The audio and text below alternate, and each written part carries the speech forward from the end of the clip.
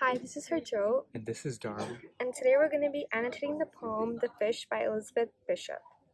The first simile that we found is in lines 9 to 11. And in these lines, the poet is describing the fish's brown skin to wallpaper using the words like. The next simile that we found is in lines 25 to 26. And the poet is describing the white flesh of the fish to feathers using the word like. The third simile that we found is in lines 30 to 31, and the poet is describing the fish's swim bladder to a big peony using the word like. The next simile that we found is in lines 39 to 42, and the poet is comparing the shifting of the fish's eyes to a tipping of an object towards the light. The last simile that we found is in lines 59 to 60, and the poet is comparing the hooks in the fish's mouth to metals, using the word like. The first metaphor that we found is in lines 35 to 36, and the author is comparing irises of a fish to tarnished tinfoil without using the words like or as. The second metaphor that we found is in lines 61 to 62, and the poet is comparing the hooks in the fish's mouth to a 5-haired beard of wisdom. There are many instances of the author using alliteration throughout the poem, specifically in lines 27 to 28. The words big bones and black all start with the letter B. The author uses imagery in lines 32 to 38, and in these lines, the author is describing the eyes of the fish using the words shallower, yellow. There are a couple of vocabulary words that the reader should understand to get the overall meaning of the poem, such as the word vulnerable in line 8. The definition of this word is to great deal respect, especially because of age, wisdom, or character. The next vocabulary word that the reader should know is isinglass, which is a kind of gelatin obtained from fish, especially sturgeon, and used in making jellies and glue.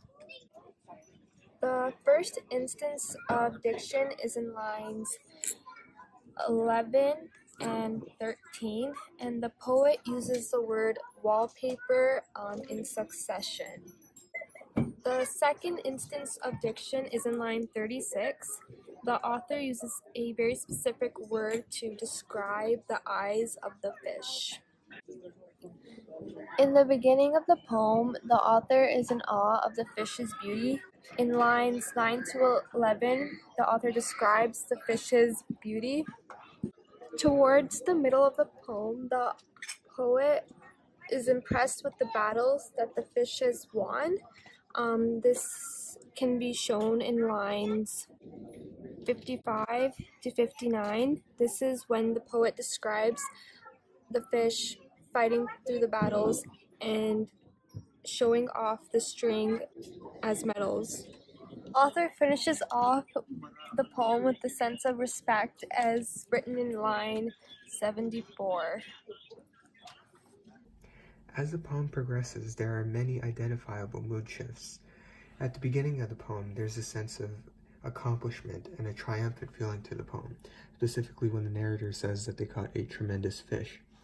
However, once they begin to describe the fish and all of the pain it seems to be going through, the reader begins to feel sympathetic, specifically when the narrator uses words like infested and talks about how the fish is breathing in terrible oxygen and describes it bleeding. The reader begins to feel for the fish.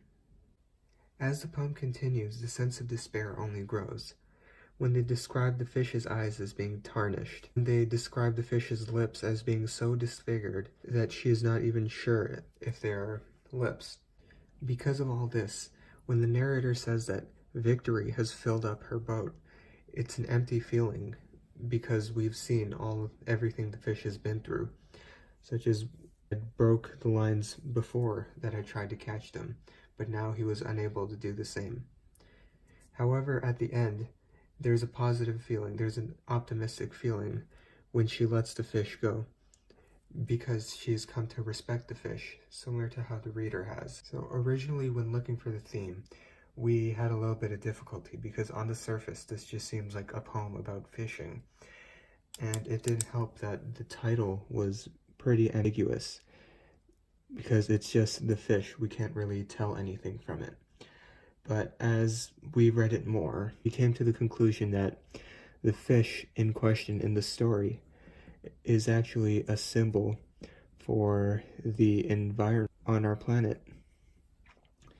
And more specifically, this poem is a commentary on how humans have been destroying the environment, how we've left it battered, and environment cannot fight against us because we have done irreversible damage to it. And what really tipped us off to this realization was when the author mentions that there are 5 old pieces of fish line inside the fish's lip, which the author makes a point of saying, if you could even call it a lip, which is talking about how humans have left the earth so disfigured that it's almost unrecognizable. But this line was so important because there have been 5 mass extinctions so far that the earth has gone through, and the earth was able to come out on the winning side of all of them.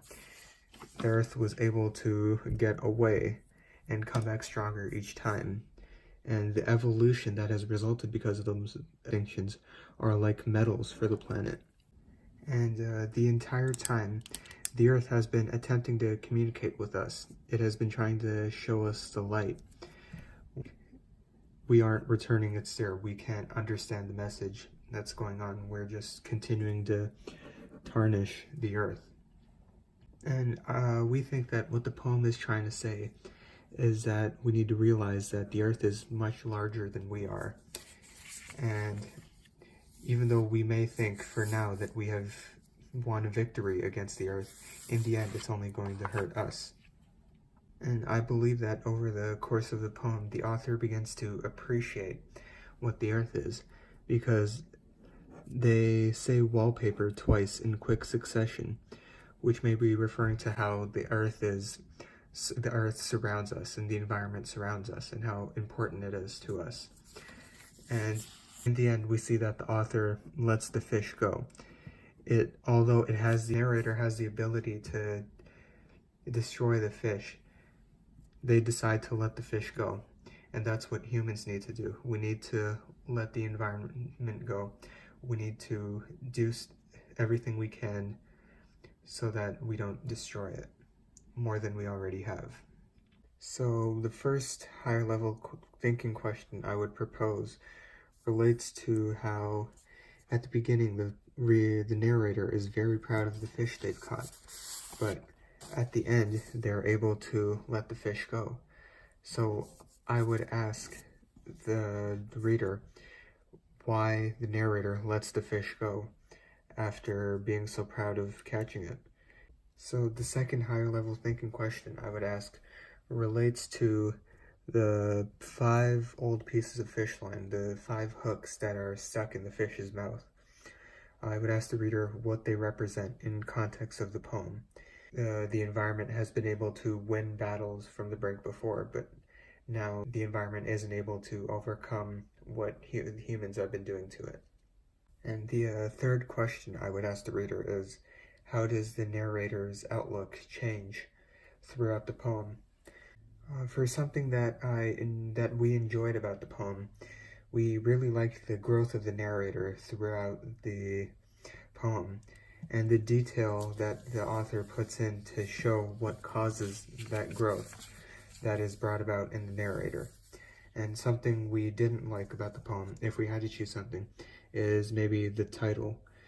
Because of how ambiguous it is and how simple it is, it may turn some people off from reading the poem because they may think it's simplistic. But in reality, the poem is really deep. So Perhaps the poem would have benefited from having a more complex title.